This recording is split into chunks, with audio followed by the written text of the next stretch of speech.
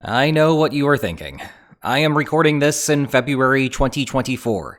The US presidential election is in November 2024. The next inauguration is not until January 2025. Why should we bother speculating about what might happen that far into the future? The thing is that the election is already affecting how the war is playing out now.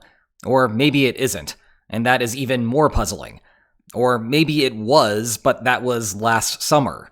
It turns out that when you suspect that something is going to happen, even if you do not know that it is going to happen, you can take proactive measures to mitigate the damage. And, equivalently, your opponents can take proactive measures to maximize the damage. With that in mind, today, we will briefly discuss Ukraine's problem that people think is on the horizon. How it creates a classic preventive war incentive that is causing the war to continue, and you had better believe that you are going to get some lines on maps for that part. What Russia should be doing in light of this problem, what Ukraine should be doing to mitigate this problem, and a final possibility that rather than thinking about how the election is shaping the war, what we should be thinking about is how the war shapes the election. But we begin with the short version of the upcoming problem. It looks like November's election will be a 2020 rematch between Biden and Trump. We know that Biden's position is to give more aid to Ukraine. Trump, on the other hand, seems far more skeptical. Thus, the concern is that one day in January 2025, Ukraine will wake up and see that the well has run dry. Beyond the Trump-specific headlines, the basic idea is that skeptics do not see how continued assistance will provide a sufficient return on investment. And that is not something that we will be answering here today, because it is ultimately a political question. How much are you willing to spend to keep Ukraine safe? Answers there will vary, even if everyone were to agree on the long-term consequences. That's just isolationism for you. To draw an analogy, my job as a political scientist is to tell you whether and why a machine works, not whether you should buy it. That said, to be clear, we do not really know whether this is what Trump will do. Trump is about the wildest of wild cards that one could create, and he has been a little bit all over the place with Ukraine policy. His administration was actually the first to send lethal aid to Ukraine. Indeed, Obama only gave non-lethal aid following the start of the 2014 Shadow War. But then you had Trump's phone call to Zelensky. Hey, remember that more peaceful time when Western audiences did not know the names of any Ukrainian presidents? Which then led to the corresponding impeachment proceedings. Nevertheless, if Trump were to backtrack on his normal rhetoric and suddenly announce his support for Ukrainian aid, you could get a Nixon goes to China type of moment. If a harsh critic becomes an advocate, it would be hard for other Republicans in Congress to criticize him. And then you get the aid gridlock to vanish. Trump also has a reputation for wanting to make what we might call signature contributions. That is how we ended up with that bizarre couple of days when the United States was discussing a purchase of Greenland, even as Denmark found the entire thing to be baffling.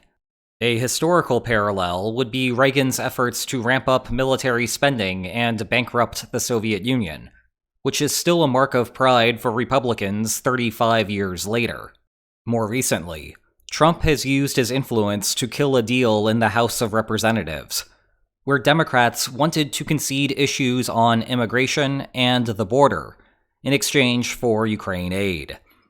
The narrative around this has focused on Trump wanting to push the question to the election and do the border reform himself, again a nod to signature achievements.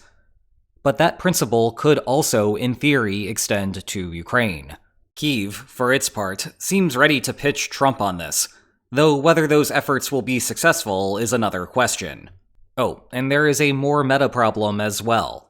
And apologies to Mark here, I do not mean meta with a capital M. There is an off chance that things go very far south for Trump legally, which might give Nikki Haley a path toward the nomination. She has a position on Ukraine very similar to Biden, so that would cause a significant change to the 2025 military expectations. And then there are also questions about whether Europe would step up to close the gap. But let's discount those possibilities for now. They do run contrary to expectations. And just suppose that the specter of lost aid is on the horizon for Ukraine. The problem that this creates is a twist on something that longtime viewers will be familiar with: preventive war. Let's head to our trusty lines on maps. The basic idea is that if we fast forward to January 2025, there are two possible worlds that we might live in. On one hand, you have a Biden victory, which produces an expected outcome of the war that looks something like this. And on the other, you have a Trump victory, and an expected outcome of the war that looks something like this. The point here is not that these are the true locations. Rather, it is the existence of a yawning gap that sits between them, wherever that gap may actually lie. Rewinding to the present, if the war is fought naively, then you get an expectation that weighs those two possibilities. The betting markets tend to have Trump as the favorite, so perhaps the line should go left of halfway between the original lines. But keep in mind that this entire thing is a mess, and the only thing I really want to draw your attention to is how the outcome is a function of the winner. However, the military strategists on both sides understand the situation. That is true regardless of the shift in command in Ukraine, more on that in a moment, and, well, whatever is going on with the Gerasimov situation. Did you catch him hiding in the video earlier? Anyway, rather than thinking about the expected outcome, let's instead talk about the current distribution of military resources, which looks something like this. If Biden wins, we basically maintain the status quo. If Trump wins, the balance shifts in Russia's favor. So two different allocations depending on the winner. And it is those allocations that then generate these aforementioned expectations. The point is, the military balance is very unlikely to get any better for Ukraine after the election, and there is a good chance that it will get worse. Thus, if you are Ukraine, it makes sense to go pedal to the metal, to press the issue while the military balance is favorable, and not wait around until the military situation swings dramatically to the other side, with the hope being that a success right now will render the difference in electoral outcomes irrelevant. This resembles a traditional preventive war incentive for Ukraine, but instead of doing things like proactively striking a nuclear weapons program, you are trying to invalidate an entire Russian operation. You might not want to negotiate a resolution to the war now, because any reasonable deal must be enforceable in the long run. If Trump's election means that Ukraine cannot withstand Russian encroachments on a hypothetical agreement, then it makes sense to keep the battle going while Biden is in office.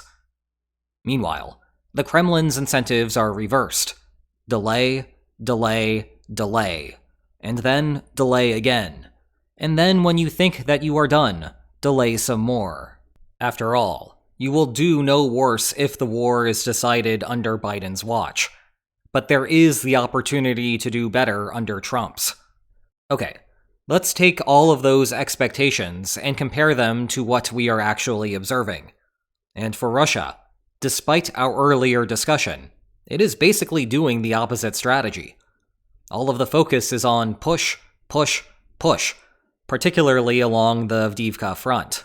The signs are pointing to a slow Russian encroachment, reminiscent of the previous winter's Bakhmut campaign, minus Prigozhin chiming in with his candid thoughts. What a crazy time that was. The bottom line for the current situation is that this is not the conservative strategy that one might expect the Kremlin to pursue here. You can imagine a world where things go exceptionally poorly with the offensive, leading Russia to have a manpower deficit that Ukraine can exploit elsewhere. Or, alternatively, it sows discontent in Moscow, and thereby causes an even bigger political problem internally. And all the while, all the Kremlin really needed to do was hold still, bide its time, wait until January, and then have its way. In this regard, the real test will be what happens after March 15th.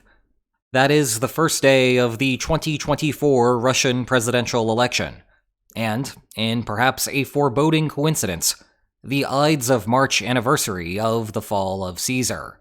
We have discussed before how the Kremlin's goal here may be to shore up support by obtaining a signature victory in Ukraine beforehand. Not so much to guarantee that the votes go the Kremlin's way, but rather to ensure that Russian citizens accept the published results. Once March passes, though, one way or another, that incentive will be gone, and thus it will be yet more puzzling if Russia continues to press. Okay, well, what about Ukraine? Is Kyiv picking up the pace as the US electoral incentives indicate ought to be the case? Again, the answer is no, with a couple of important caveats. The narrative for right now regarding Ukraine's 2024 plans is to spend the year reconstituting forces and materiel. Then, once 2025 rolls around, Ukraine can use those stockpiles to mount another attempt at an offensive. The obvious potential flaw in this process, though, is that if US aid evaporates, then the whole stockpiling plan goes by the wayside. One interpretation is that Ukraine knows that the timelines might not be in its favor. However, the attempt to try to make the US election irrelevant has already occurred. It was the 2023 offensive that ended mostly in failure. Now that the opportunity is shot, Ukraine has little choice but to turtle up, roll the dice, and see what happens. Alternatively, January 2025 is still a ways away, and we are only now starting to see these incentives trump the standard military concerns. After about a week of speculation, on February 8th, Zelensky replaced Ukraine's commander-in-chief Valery Zaluzhny with Oleksandr Syrsky. The scuttlebutt is that Zaluzhny's strategy has become too conservative for Zelensky's tastes, and Syrsky, pictured here on the right, would be a better leader for a more aggressive posture. This would be consistent with what the US election incentivizes. However, Syrsky will want to start making progress soon, if the goal here is to hedge against an aid cut. There may seem to be a temptation to wait until November to make a decision, once the fate of the election becomes clear. But that is in the middle of a rainy season, I am rain, which is followed by an only slightly more favorable winter chill. One final point to work through is that we have the causal ordering backward. This possibility does not invalidate the concern about divergent war outcomes depending on the result of the election. But instead of holding the likelihood of reaching those two outcomes as fixed, they are a function of what is happening on the battlefield. Certainly, at least as far as the media landscape goes, the Kremlin wants to try to change public perceptions about the war. After all, that is why we ended up with a 2-hour marathon interview with Tucker Carlson. Insofar as battlefield outcomes matter, Russia's aggressive posture may be an attempt to deliver significant blows to Ukraine and convince American voters that this entire process is a lost cause. Meanwhile, Ukraine is in more of a pinch.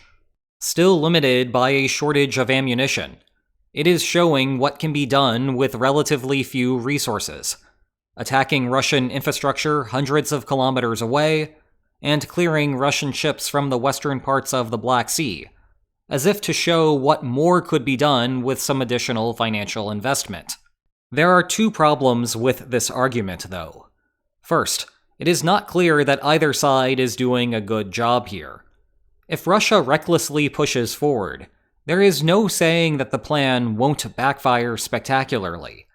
The American public, seeing Russia flail around in a manner reminiscent of the Battle of Kyiv way back in February of 2022, then becomes more inclined to offer support. On the flip side, it is unclear whether the American public cares about Ukraine's chosen targets. Yes, the lines on maps have created a meme for this channel, but part of the reason why the lines have such a venerated status is because, well, that is what the public cares about. For better or worse, they are the visually striking progression bar of war. By contrast, oil fires and control over sea lanes are more nebulous indicators. The second problem is that foreign policy is traditionally an afterthought when Americans go to the voting booths.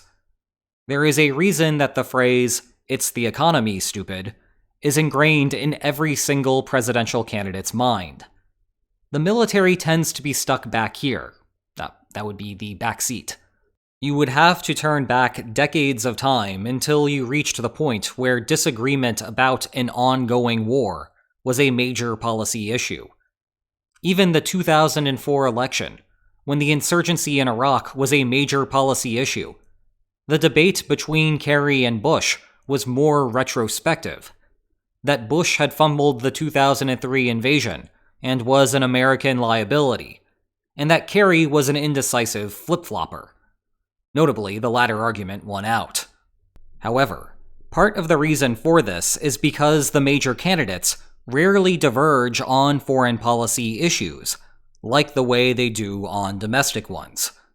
Thus, it is hard to differentiate between American voters not caring about foreign policy from them simply realizing that their choice does not matter much there. 2024 seems different in that regard. The positions of Biden and Trump on Ukraine appear starkly different, and the topic is the most consequential land war in Europe since World War II. Still, polling suggests that little has changed in that regard.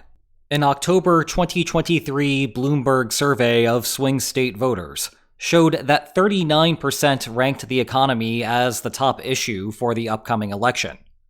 Ukraine, meanwhile, came in second with immigration was second at 9%. Then democracy with another 9%, senior services was 7%, abortion with 6%, healthcare 5%, climate change also 5%, guns 4%, crime 3%, education and schools 2%, housing 2%, and oops, it looks like I have run out of room, so you will just have to trust me that Russia-Ukraine has 1%. See, it's there. But hey, if you are one of those 1%ers, you will love my books on the Russia-Ukraine war. Check the video description for more information on them. And if you enjoyed this video, please like, share, and subscribe, and I will see you next time. Take care.